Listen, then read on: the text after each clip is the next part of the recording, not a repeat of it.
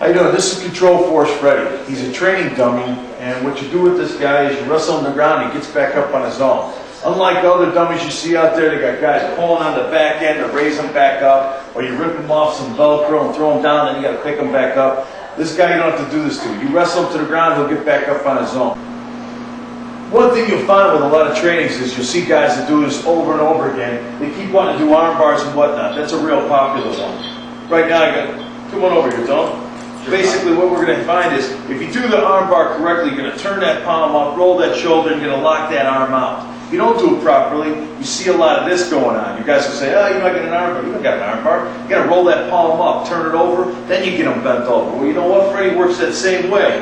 If I got the arm like this isn't an arm bar. In fact, it's not doing nothing to him. You do it right, you roll that palm up, locks that elbow in, and all of a sudden, Freddy starts working right. So you can see the arm bar working. So it gives you more realistic training, so you're not just sitting there going, oh, it doesn't work.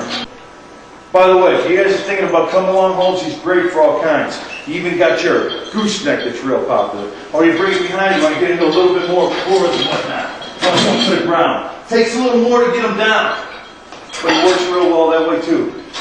Okay guys, another good thing about Freddy is not just a joint manipulation training dummy. What he can also do, and I shouldn't call Freddy a dummy because he's probably smarter than all of us. What you can also do with is hit on him.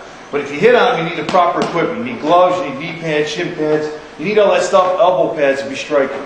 I've got on the equipment. The main thing I want to do is not get hurt. He is steel. So you do not hit this guy without proper pads and proper protection for yourself.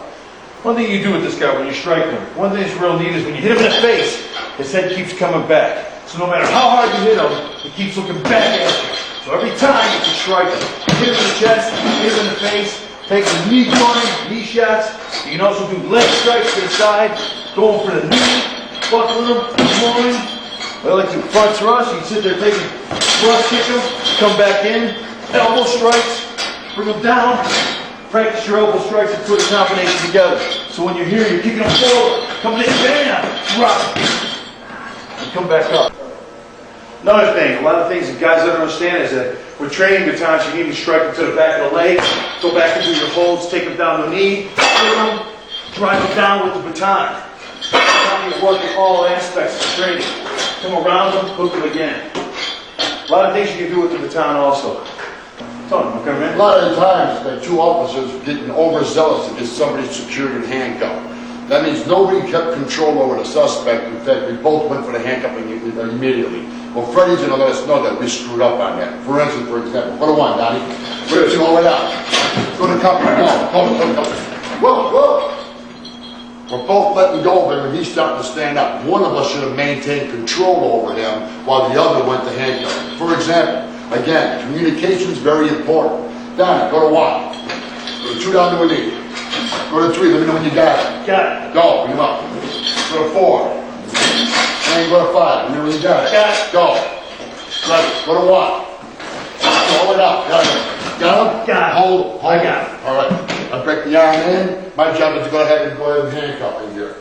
Tell me when you're ready. Around. I got the arm. Bring him arm around. Hold. Watch him. Go. Good job. He knows how Donnie positioned himself continuously to make sure he kept control over his side. Once we got him, he's secured, we're done.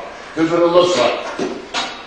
He's handcuffed, he's secured, and nobody had to get their arms torn out of their sides. They got hurt by accident. Skin pains, I'm sure you all been through handcuffing techniques before, and the skin gets pinched all the time. Best part, you don't get a turn. Here's some other transitioning drills, basically, that you might be in the middle of a hand-to-hand fight, and something might change in this fight, which means you need to disengage and escalate force, possibly. For instance, I'll start going through my techniques, and my partner will keep my skills stretched, like so. Go to one. Go to two.